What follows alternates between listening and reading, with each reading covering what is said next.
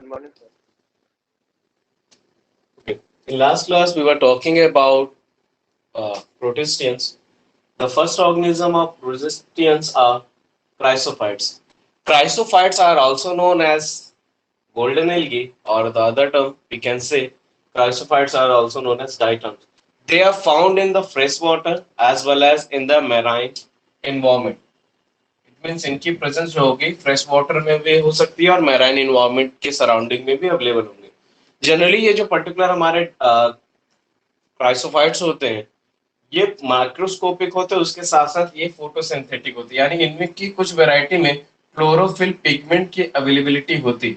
अगर chlorophyll pigment की availability है इसका मीन्स ये क्या होते हैं, ऑटोट्रॉपिक इन नेचर होते हैं, यानी ये अपने फूड का फॉर्मेशन कर सकते हैं. उसके साथ साथ अगर इसमें फोटो सिंथेटिक पिगमेंट है तो जो ओशियंस होते हैं जिनमें ये चीफ प्रोड्यूसर का काम करते हैं, यानी ओशियन में रहने वाले जितने भी एनिमल्स हैं उनके लिए फूड फॉर्मेशन का काम कौन करते हैं, क्राइसोफाइट्स करते हैं. उसके साथ साथ देखिएगा डाइटम्स जो एक ऑर्गेनिज्म है, इनकी जो आउटर सेल होती है वो एक बॉक्स लाइक स्ट्रक्चर बनाती है जो कि सो बॉक्स लाइक होती है. ये काफी ज्यादा हार्ड स्ट्रक्चर होते हैं जो इन डाइटम्स को प्रोटेक्ट करने का काम करते हैं. आप सोप बॉक्स देखे होंगे, डबल बॉक्स लाइक स्ट्रक्चर होता है जो एक के ऊपर एक ओवरलैप होता है. सेम उसी तरह ये इनका स्ट्रक्चर होता है जिनका एक्चुअल पर्पस या एक्चुअल वर्क जो होता है वो पॉलिशिंग सब्सटेंस की तरह वर्क करना या फिल्ट्रेशन ऑफ ऑयल या सीरप के फिल्ट्रेशन में वर्क करता है. यानी आपने देखा होगा ऑयल ग्रीस वगैरह जो पर्टिकुलर ल्यूब्रिकेंट होते हैं उनके फिल्ट्रेशन, उनको फिल्ट्रेट करने की रिक्वायरमेंट आती है क्योंकि एक मिनट, क्योंकि वो पर्टिकुलर जो सब्सटेंस होते हैं उसमें बहुत सारी इम्प्योरिटीज अवेलेबल होती है और उनके फिल्ट्रेशन में यही पर्टिकुलर क्राइसोफाइट्स की रिक्वायरमेंट आती है जो जनरली हम क्या करते हैं, यूटिलाइज करते हैं. जो सिरप यानी जो particular syrup human being consume करता है उनके फिल्ट्रेशन यानी उनसे जो इम्प्योरिटीज उनको फिल्ट्रेट करने के लिए भी हमको रिक्वायरमेंट आती है किसकी, क्राइसोफाइट्स की. फिर से सुनिएगा, क्राइसोफाइट्स जिनको गोल्डन एल्गी के नाम से जाना जाता है कहाँ पाए जाते हैं, they are found in the fresh water as well as marine environment. After that, they are microscopic in nature. They having photosynthetic pigment in it. They possess chlorophyll in it. That's why they are autotrophic in nature.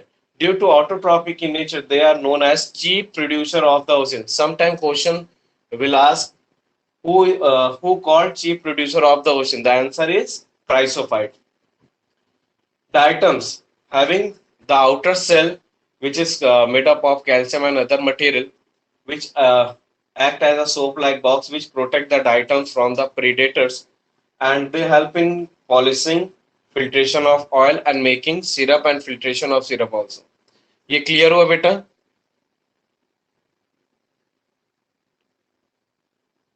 Sir.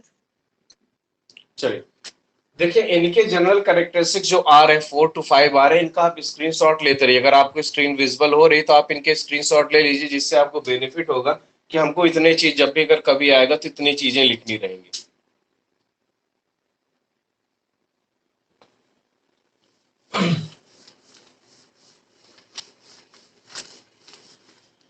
अब चलिए इसके बाद अगला आता है डाइनोफ्लैजिलेट.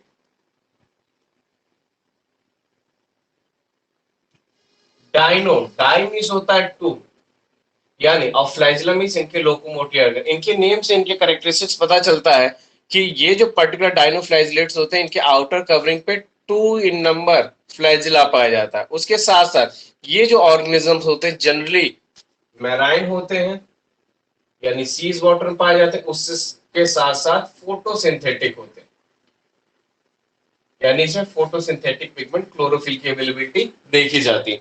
उसके साथ साथ इनका जो अपीयरेंस होता है, इनका अपीयरेंस डिफरेंट डिफरेंट कलर का होता है. कौन कौन सा होता है, yellow in colour, green in colour, इसके साथ साथ ब्राउन, ब्लू, ये सारे कलर्स की ये हमें इजीली अवेलेबल हो जाते हैं. लेकिन इसके साथ साथ ये रेड कलर में भी होते हैं. अब ये सोचिए कि ये जो particular yellow, green, brown, blue, red colour का पिगमेंट है, एक्चुअली इसका रीजन क्या हो सकता है? इसका रीजन होता है डिफरेंट काइंड के क्लोरोफिल की अवेलेबिलिटी. आपने अभी तक केवल क्लोरोफिल के बारे में पढ़ा कि chlorophyll are green in colour, but due to presence of chlorophyll A, chlorophyll B, xanthophyll, lycopene, ये सारे पिगमेंट प्लांट को डिफरेंट डिफरेंट कलर अवेलेबल कराते हैं। उसी तरह ये जो पर्टिकुलर डाइनोफ्लाइजलेट्स हैं, जिसमें क्या होता है, डिफरेंट डिफरेंट काइंड के पिगमेंट पाए जाते हैं, जिस कारण से क्या करते हैं, ये डिफरेंट डिफरेंट कलर के अवेलेबल होते हैं। अब इसके साथ देखिएगा, इनकी जो सेल वॉल होती है, आउटर जो सेल वॉल होती है, वो काफी ज्यादा हार्ड सेलुलोज की बनी होती है। अब हार्ड सेलुलोज की बनी है, तो इस कारण से इनको किसी भी टाइप के प्रीडेटर से प्रोटेक्ट करने की कैपेबिलिटी मिल जाती है। उसके साथ साथ आपने ये जाना है कि डायनोफ्लैगेलेट का मतलब क्या है, इनकी आउटर कवरिंग पे क्या पाया जाएगा, टू अमाउंट में या टू इन नंबर फ्लैजिला की अवेलेबिलिटी पाई जाती है, जो इनके क्या होते हैं, लोकोमोटरी ऑर्गन्स होते हैं। ठीक, यानी हमें क्या क्या मिला, पहले तो डायनोफ्लैजिलेट्स के लिए कहा गया कि मेराइन है, फोटोसिंथेटिक है, डिफरेंट डिफरेंट कलर के हैं। कौन कौन से कलर के हैं, yellow, green, brown, blue and red. ये क्यों होता है, डिफरेंट काइंड के फोटोसिंथेटिक पिगमेंट पाए जाते हैं, चाहे वो क्लोरोफिल ए हो, बी हो, जैंथोफिल हो, ल्यूकोपिन हो। ठीक, ये समझ में आया। इसके साथ साथ इनमें रैपिड मल्टीप्लिकेशन की कैपेबिलिटी पाई जाती है। रैपिड मल्टीप्लिकेशन से बेनिफिट क्या होगा कि इनके जो नंबर है रैपिडली 6 आवर्स में अपने कॉलोनी को क्या कर लेंगे, एटलीस्ट डबल कर लेंगे, जिस कारण से हमारे सराउंडिंग में कभी भी एंड नहीं हो सकते। कुछ ऐसे भी हैं जो पर्टिकुलर ये क्या करते हैं कि टॉक्सिक सब्सटेंस को रिलीज करते हैं, जिसका यूज होता है, जो टॉक्सिक सब्सटेंस जब रिलीज करेंगे, जो एक्वाटिक एनिमल होते हैं उनको किल करने की भी कैपेबिलिटी रखते हैं। देखिए, आपने सुना होगा बहुत सारे जो पर्टिकुलर एक्वेटिक प्लांट होते हैं वो टॉक्सिक सब्सटेंस कैरी करते हैं, जिस कारण से अगर उनके लिए देखा जाए तो वो एक्वेटिक एनिमल अगर उनको कभी कंज्यूम करते हैं या कभी ह्यूमन बॉडी उनको कंज्यूम करता है, तो उनके लिए क्या करेगा, इवन उनको ह्यूमन को या अदर एनिमल को, एक्वेटिक एनिमल को क्या कर सकते हैं, किल कर सकते हैं। ये समझ में आया बेटा, फिर से समझिएगा। डायनोफ्लैजिलेट, इनमें टू फ्लैजिला अमाउंट है। इनका नेचर क्या है, मैराइन हैबिटेट क्या है, फोटोसिंथेटिक होते हैं, डिफरेंट डिफरेंट कलर के, येलो, ग्रीन, ब्राउन, ब्लू और रेड। ये क्यों होता है, क्लोरोफिल के कारण। क्लोरोफिल में भी डिफरेंट काइंड के क्लोरोफिल की अवेलेबिलिटी है, क्लोरोफिल ए, बी, जेंथोफिल, ल्यूकोपिन। इनकी आउटर कवरिंग हार्ड होती है, जो सेलुलोज की बनी होती है, जो इनको किसी न किसी प्रीडेटर से प्रोटेक्ट करने का काम करती है। उसके साथ साथ इनमें रैपिड मल्टीप्लिकेशन होता है, जिस कारण से अपने नंबर को 6 आवर्स में क्या कर लेते, जस्ट डबल कर लेते। उसके साथ साथ देखा गया कि कुछ ये ऑर्गेनिज्म टॉक्सिक सब्सटेंस रिलीज करते हैं, जो कि मैराइन एनिमल्स को क्या कर सकते हैं, इजिली किल कर सकते हैं। या ये क्लियर हुआ? Yes sir. चलिए, अब डायनोफ्लैजिलेट के बाद हम आते हैं यूग्लिनॉइड पे, जिसमें हमारा एनिमल आता है यूग्लिना।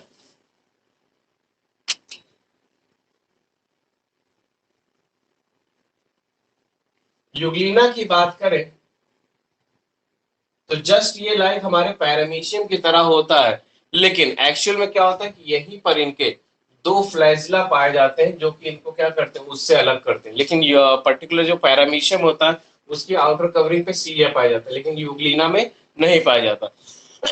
जिनकी बात करें तो जनरली ये स्टैग्नेंट वाटर में ठहरे हुए पानी में पाए जाते हैं, और वो कौन सा पानी होता है, वाटर, वो मैराइन एनवायरमेंट का वाटर होता है, यानी ओशन की अवेलेबिलिटी होती है।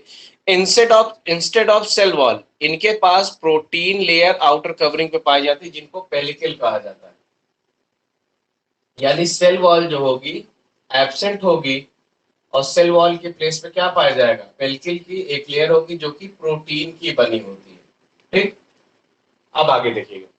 इसके साथ साथ देखा गया कि इनकी बॉडी फ्लेक्सिबिलिटी गेन करती है इसी पेलिकल के कारण, यानी प्रोटीन की बनी हुई जो पर्टिकुलर आउटर लेयर है, जिनको क्या करती है, फ्लेक्सिबिलिटी प्रोवाइड करती है, जिसके कारण ये क्या कर सकते हैं, बिल्कुल भी मूव कर सकते हैं। यानी कोई भी हार्ड सब्सटेंस इनके सराउंडिंग में आता है तो इजिली क्या कर सकते हैं, मूव कर सकते हैं। इनका जो फ्लैजिला होता है, एक फ्लैजिला शॉर्ट और दूसरा फ्लैजिला कैसा होता है, लॉन्ग होता है। ये सब भी क्वेश्चन पूछे जाते हैं कि what kind of animal having one short flagella and other long flagella, तो उसमें आंसर आएगा यूग्लिनॉइड। ये सारे क्वेश्चन ही पूछे जाते हैं क्योंकि ये इनके स्पेशल कैरेक्टरिस्टिक्स में आते हैं।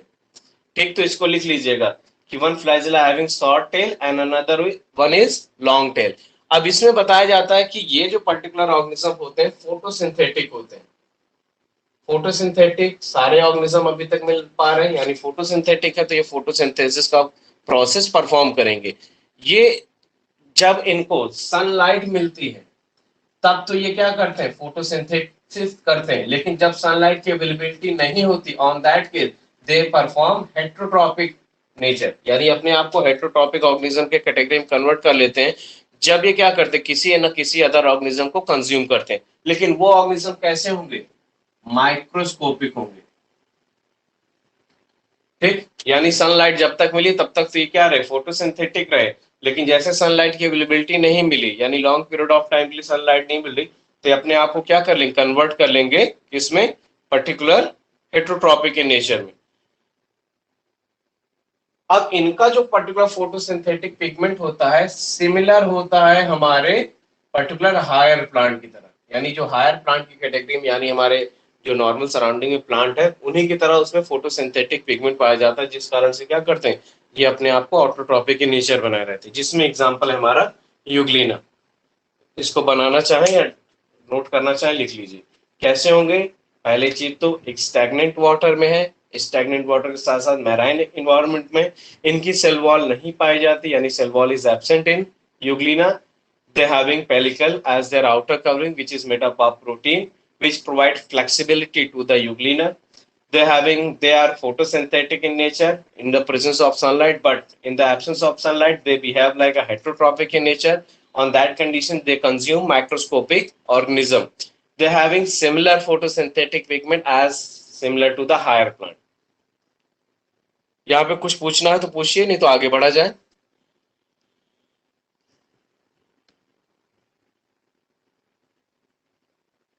बोलिए बेटा।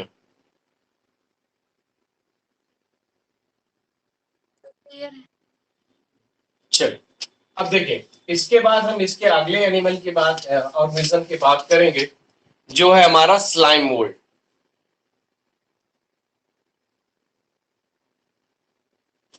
अब देखिए, स्लाइम मोल्ड्स की बात करें, slime moulds saprotrophic in nature होते हैं, यानी सेप्रोट्रॉप्स होते हैं। सेप्रोट्रॉप्स के लिए पता होगा आपको, the organism who consume dead and decay material, ये पता है।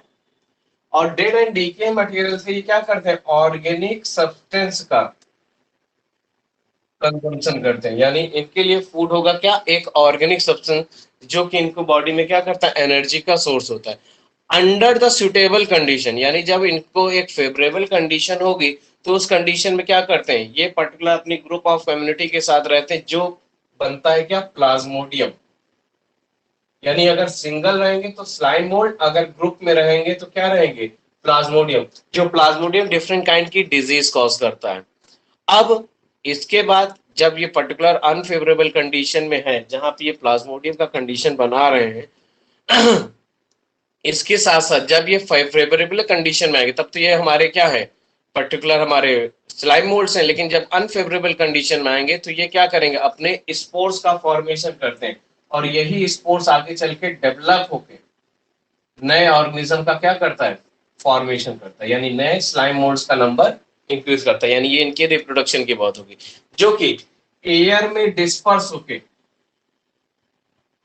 इजिली क्या हो जाते हैं, स्प्रेड हो जाते हैं, और डिफरेंट डिफरेंट प्लेसेस पे अपने स्पोर को रिलीज करके डिफरेंट डिफरेंट टाइप के सेम नंबर के ऑर्गेनिज्म का स्लाइम मोल्ड्स का क्या करते हैं, इजिली फॉर्मेशन करते हैं।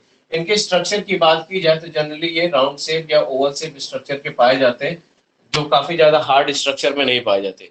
ये माइक्रोस्कोपिक स्ट्रक्चर्स होते हैं जो हमारे किसी भी हाई स्ट्रीम कंडीशन में, चाहे वो एक्सेसिव अमाउंट का टेम्परेचर राइज हो गया हो, या एक्सेसिव अमाउंट में सैलिनिटी इंक्रीज हो गया, किसी भी इजिली कंडीशन में क्या कर सकते हैं, सरवाइव कर सकते हैं। इसको भी देख लीजिए एक बार, कहीं कोई दिक्कत आ रही तो पूछिएगा, क्योंकि इस टॉपिक में हमें केवल जनरल कैरेक्टरिस्टिक्स के बारे में जानना है, उसके ज्यादा नहीं।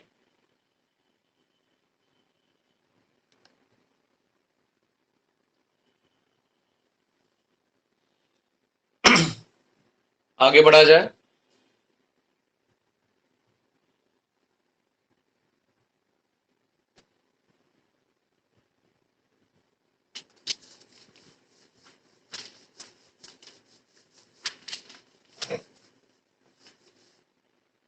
सुनिए बेटा, कल हम लोग प्रोटोजोन्स के बारे में पढ़ रहे थे, जहां पे हमने अमीबा के बारे में पढ़ा था, लेकिन अमीबा के साथ साथ और भी काइंड के प्रोटोजोन्स है, जिसमें एक आता है फ्लैजिलेटेड प्रोटोजोन।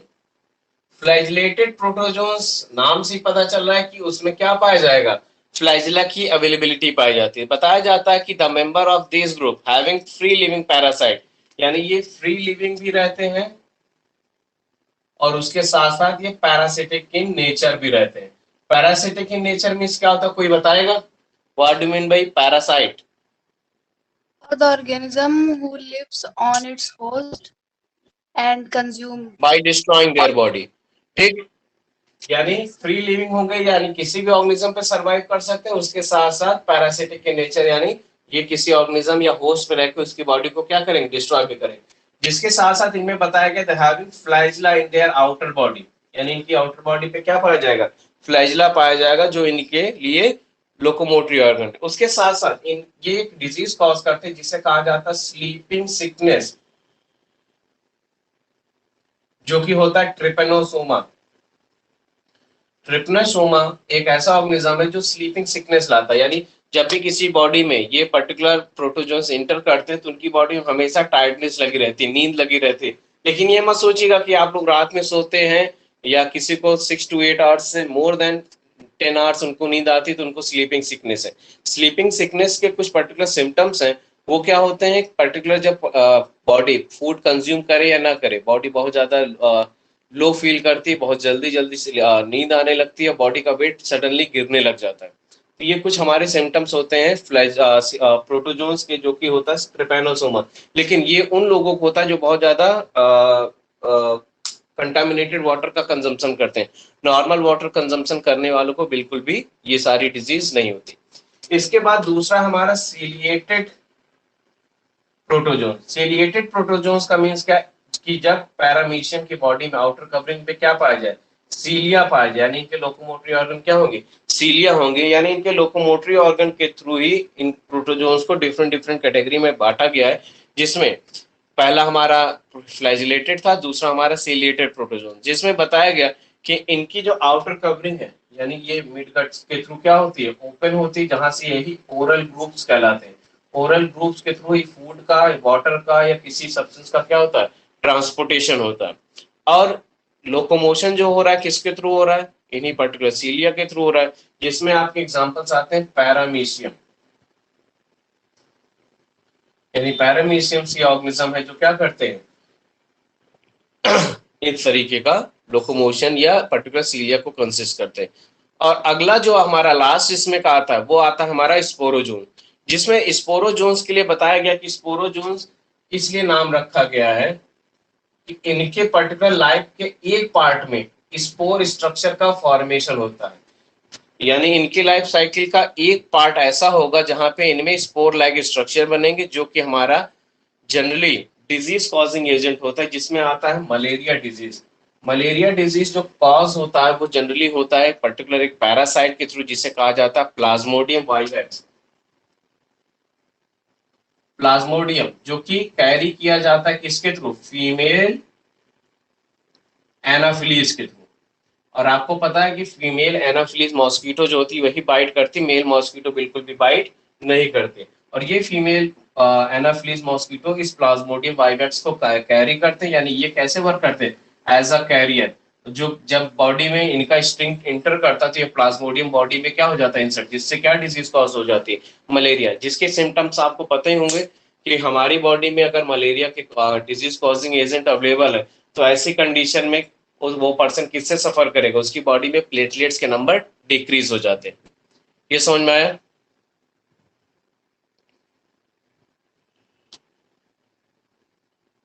बोलिएगा बेटा।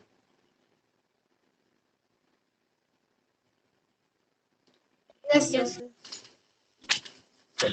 अब देखें, ये तो हमारे 2 किंगडम कंप्लीट हो गए। अब तीसरे किंगडम पे चलते हैं, जो कि हमारा है पर्टिकुलर किंगडम फंजाई।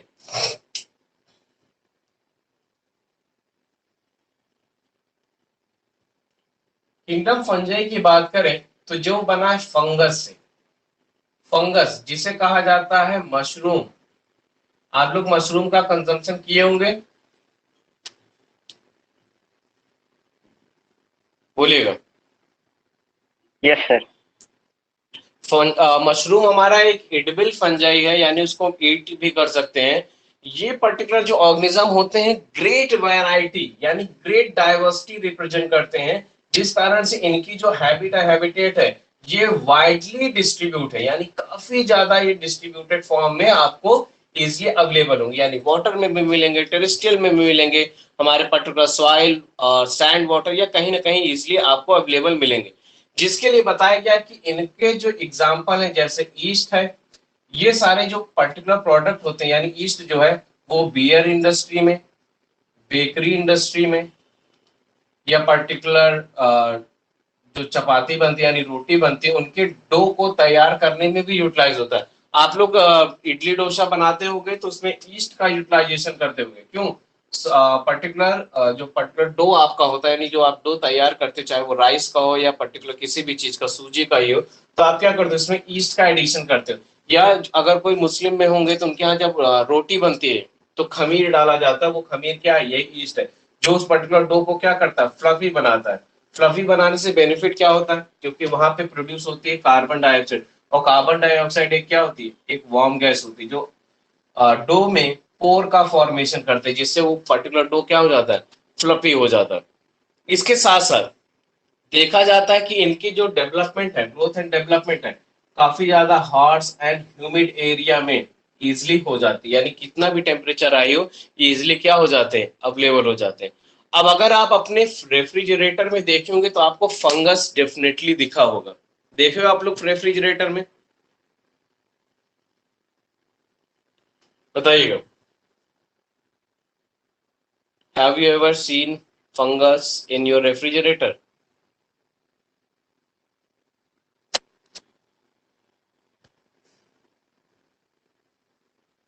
बोलिए।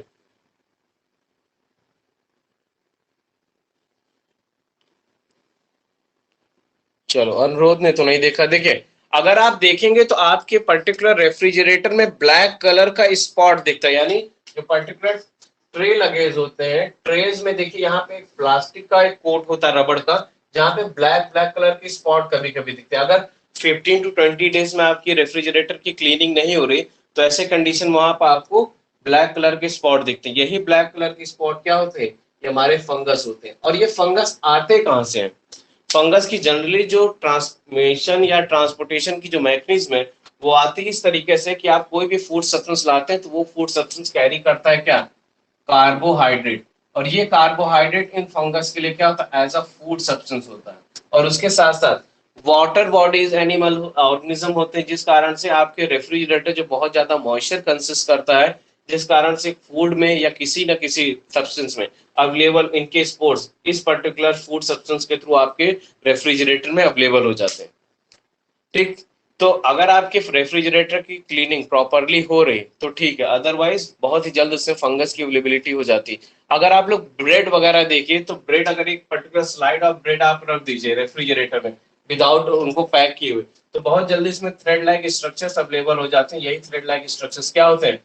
फंगस होते हैं। थ्रेड लाइक स्ट्रक्चर बहुत जल्दी अपने आप को मल्टीप्लाई कर लेते हैं। क्यों? क्योंकि इनके लिए कूल टेम्परेचर एक फेवरेबल कंडीशन है।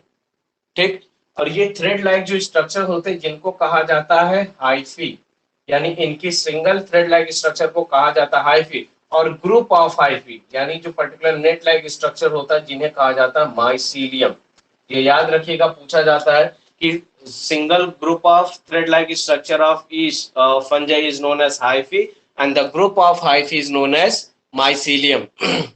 ठीक, अब देखें, उसके साथ साथ देखा गया कि ये जो पर्टिकुलर हमारे फंजाई होते हैं जनरली कैसे होते हैं? ये जनरली सैप्रोट्रॉपिक इन नेचर, कुछ पैरासाइट होते हैं, कुछ सिम्बायोटिक रिलेशनशिप रहते हैं। सैप्रोफाइट्स के लिए आपने जाना कि the organism who live on dead and decay material, क्योंकि इन फंजाई को उनसे न्यूट्रिशन मिल रहा है। दूसरा आपका पैरासाइट है, जिसमें ये प्लांट और एनिमल की बॉडी के आउटर कवरिंग पे रह के एज अ फूड सब्सटेंस वहां से कंज्यूम करते हैं। लेकिन तीसरा आता है सिम्बायोटिक रिलेशनशिप में, जहां पे लाइकेंस आता है। लाइकेंस एक पर्टिकुलर ऐसा ऑर्गेनिज्म है जो कि एल्गी और फंजाई दोनों के साथ एक कोरिलेशन के सिप के साथ रहता है, जहाँ पे एल्गी से उसको मिल जाता है न्यूट्रिशन और फंजाई से उनको रहने का एक प्लेस मिल जाता है। आपने लाइकेंस आपने पर्टिकुलर घर में देखा होगा, जो रूट लाइक स्ट्रक्चर्स होता है, जिनको एक मसाले के नाम दिया था छबीला। अगर आप अपने घर में अब मसाला, अगर आप क्या आता हो, जो रॉ मटेरियल वाला मसाला आता है उसमें देखेंगे छबीला जड़ की तरह होता है, तो वो हमारा क्या होता है, लाइकेंस होता है, जिसका यूटिलाइजेशन किया जाता है एज अ कलरिंग सब्सटेंस या फ्रेगनेंस को इंक्रीज करने के लिए। ठीक, तो ये हमारे कुछ जनरल कैरेक्टरिस्टिक्स है किसके, पर्टिकुलर किंगडम फंजाई के। फिर से समझिएगा, किंगडम फंजाई जो कि एक पर्टिकुलर टर्म फंगस से मिलकर बना जिसका नाम है मशरूम।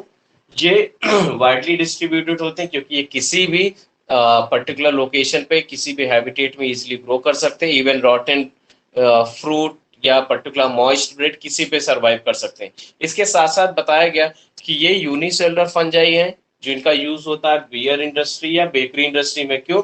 क्योंकि ये इजिली क्या करते हैं, कार्बन डाइऑक्साइड प्रोड्यूस होते हैं जो कि उस पर्टिकुलर सब्सटेंस को फ्लफी बनाता है, या अगर हम बियर इंडस्ट्री में बात करें तो यहाँ पे ये टेस्ट के लिए अल्कोहल का फॉर्मेशन करता है।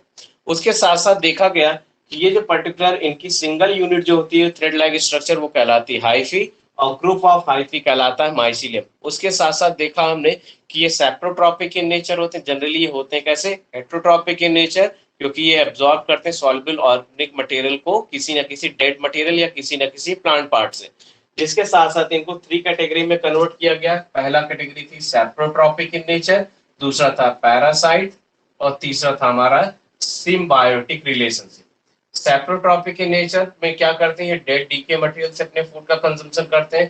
पैरासाइट में ये प्लांट या एनिमल की बॉडी में रहते हैं। अगर आप देखिए फंगस ग्रोथ, यानी पर्टिकुलर इस रेनी सीजन में ह्यूमन बॉडी, अगर पर्टिकुलर हम लोग बॉडी वेट है गीली है, अपने पर्टिकुलर बॉडी को पूरी तरीके से मूव नहीं किया, तो हमारी बॉडी के डिफरेंट डिफरेंट एजेस में फंगस का ग्रोथ हो जाता है। कभी कभी आप देखिए फिंगर्स के बीच में या पर्टिकुलर आर्मपिट में या प्यूबिक रीजन में फंगस का ग्रोथ हो जाता है, जिसके लिए कहते हैं एक पर्टिकुलर टर्म यूज करते हैं दाद। सर व्हाट अबाउट कोइनोसिटिक टाइप, बता रहे बेटा। देखिए हाइफी के जो लगने का जो सीक्वेंस होता है उसकी बात आती है, जिसमें बताया गया है कि जब पर्टिकुलर हमारा जो हाइफी है जो कि माइसीलियम कहला रहा है, अगर कंटिन्यूसली ट्यूब लाइक स्ट्रक्चर है यानी मल्टी न्यूक्लिएटेड स्ट्रक्चर है, यानी एक हाइफी की बात करें, देखिए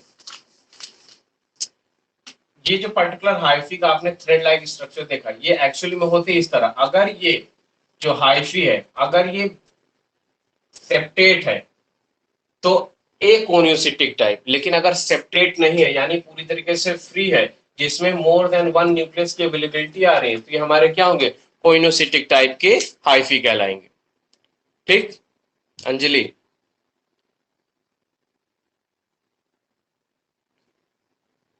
बोलिएगा।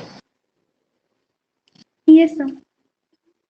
चलिए अब देखिए इनके अगला जो चीज आता है, इनमें आता है रिप्रोडक्शन की बात। रिप्रोडक्शन जनरली इसमें होता है वेजिटेटिव, और वेजिटेटिव में होता है फ्रैगमेंटेशन। फ्रैगमेंटेशन के साथ साथ इसमें पाया जाता है फिजन और बडिंग।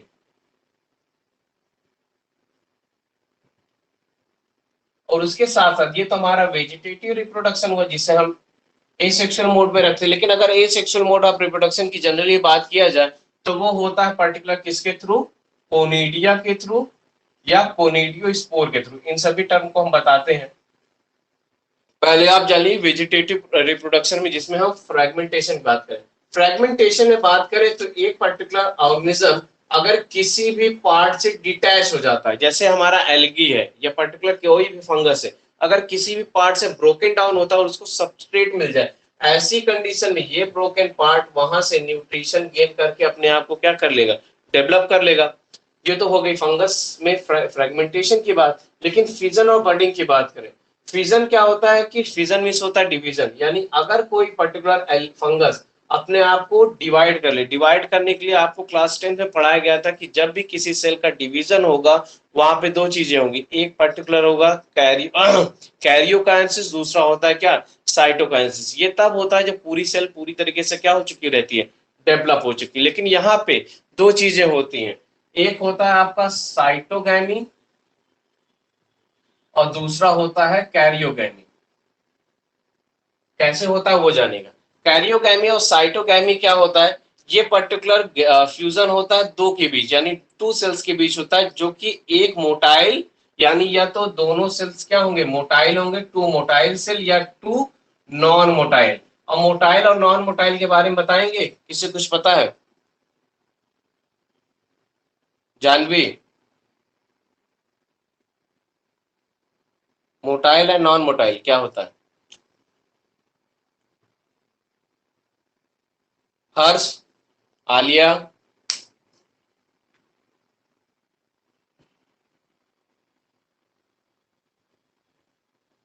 शाश्वती, शफारा, अनुरोध, कोई बताइए। देखिए मोटाइल मीन्स होगा कि जब उनमें पर्टिकुलर लोकोमोटरी ऑर्गन पाए जाएंगे, फ्लैजिला सीलिया की अवेलेबिलिटी होगी। लेकिन अगर फ्लैजिला सीलिया नहीं तो वो क्या होंगे, नॉन मोटाइल।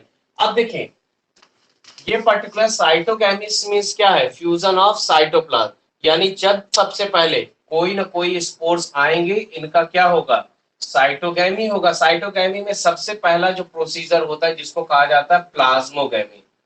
प्लाज्मोगैमी का मीन्स होता है कि इनका प्रोटोप्लाज्म सबसे पहले क्या करेगा, फ्यूज करेगा, यानी दो सेल जब फ्यूज करेंगे, यानी ये दो सेल आपस में फ्यूज के, इनमें एक्सचेंज होगा किसका, इनके प्रोटोप्लाज्म का। जब प्रोटोप्लाज्म का फ्यूजन होगा तो दोनों सेल एक हो जाएगी, तो इनके जो दो न्यूक्लियस होंगे आपस में फ्यूज करके कैरियोगैमी का प्रोसेस करेंगे। कैरियोगैमी का जब प्रोसेस फ्यूज करेंगे तो इनके बाद इनका जो न्यूक्लियस होगा कैसा हो जाएगा, ये डिप्लॉयड न्यूक्लियस हो जाएगा। और डिप्लॉयड न्यूक्लियस का मीन्स क्या होता है, यानी एन न्यूक्लियस और एन न्यूक्लियस जब आपस में फ्यूज के तो क्या बना है, 2n। जिसके बाद 2n के बाद इनको क्या करना रहता है, मियोसिस सेल डिवीजन करना होता है। मियोसिस में क्या होता है, आपने सुना होगा क्लास 10th में पढ़ा भी है कि मियोसिस और माइटोटिक दो टाइप के सेल डिवीजन होते हैं। माइटोटिक सेल डिवीजन में number of chromosome remain same होते हैं, लेकिन मियोसिस सेल डिवीजन में क्रोमोसोम का नंबर क्या हो जाता है, n/2 हो जाता है, यानी उनके क्रोमोसोम के नंबर हाफ हो जाते हैं। और यहाँ आपको पता है कि जो पर्टिकुलर हमारा फंजाई है वही हैप्लॉइड सेल्स होती हैं, जिस कारण से इनमें मियोसिस सेल डिवीजन होता है, जिसके रिजल्टेंट इनके क्या हो जाते हैं, क्रोमोसोम के नंबर हाफ हो जाते हैं। ये समझ में आया? फिर से मैं समझाता हूँ ये चीज एक बार और समझिएगा। इनमें जो पर्टिकुलर रिप्रोडक्शन होता है वो फ्रेगमेंटेशन, फिजन या बडिंग के थ्रू होता है। इसमें फिजन के लिए बताया गया कि फिजन मीन्स होता है डिवीजन ऑफ टू सेल, जिसमें पहले दो सेल आपस में कॉन्ट्रैक्ट होंगे, कंबाइन करेंगे, कंबाइन होने के बाद यहाँ पे इनके जो प्रोटोप्लाज्म का फ्यूजन होगा, प्रोटोप्लाज्म का फ्यूजन कहलाता है प्लाज्मोगैमी। जिसमें प्लाज्मोगैमी के टाइम में या तो हमारे दो नॉन मोटाइल या मोटाइल दोनों गैमीट आपस में फ्यूज करेंगे, जिसके कारण से इनका जो प्रोटोप्लाज्म आपस में फ्यूज करेगा, यानी दोनों सेल एक बनेगी। इसके बाद हमारे इस सेल्स में जो कैरियोगैमी होगा, कैरियोगैमी कब होगा, जब दो n number of particular nucleus आपस फ्यूज करके 2n बनाएंगे, और 2n जाइगोट अपने आप को क्या करेगा, कैरियोगैमी करके हाफ नंबर ऑफ क्रोमोसोम का फॉर्मेशन करेगा, जिससे हमारी एक सेल टू सेल में क्या हो जाती है, कन्वर्ट हो जाती है, जिससे हमारे हैप्लॉइड सेल बनते हैं। लेकिन एक्चुअली ये 2n क्या है, डिप्लॉइड, यानी डिप्लॉइड न्यूक्लियस अपने आप को मियोसिस सेल डिवीजन के रिजल्टेंट हैप्लॉइड न्यूक्लियस में कन्वर्ट करता है, और ये haploid nucleus more than one cell का क्या करते हैं, फॉर्मेशन करते हैं।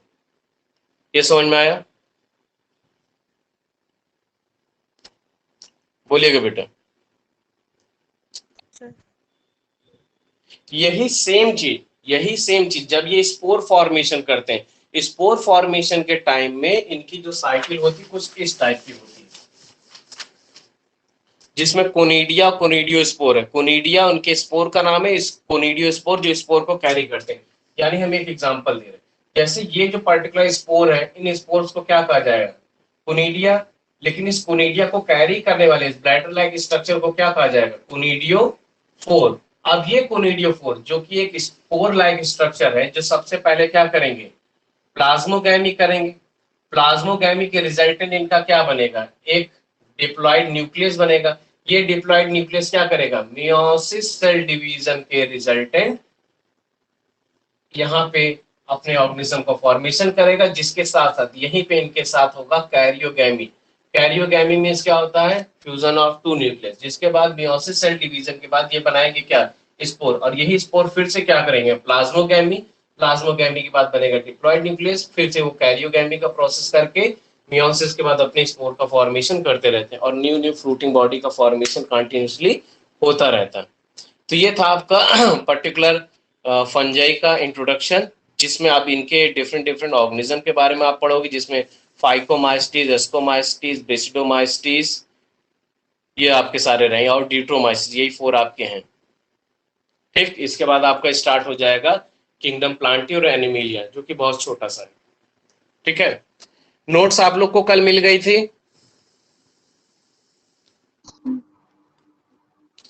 नोट्स बेटा लिखते रहिए धीरे धीरे, क्योंकि मे भी ये हो सकता है कि आप लोग का भी यूनिट टेस्ट वगैरह हो, और जल्द से जल्द आप लोग एडमिशन ले लेंगे स्कूल में, जो आपकी लीगल फॉर्मेलिटीज है, जिससे आपको ही बेनिफिट रहेंगे। यानी आप लोग जल्द से जल्द एडमिशन अपना करा लीजिए। अभी तो आप लोग की ऑनलाइन क्लास चल रही है, तो एडमिशन करा लेंगे, आप लोग के लिए बेनिफिट रहेगा।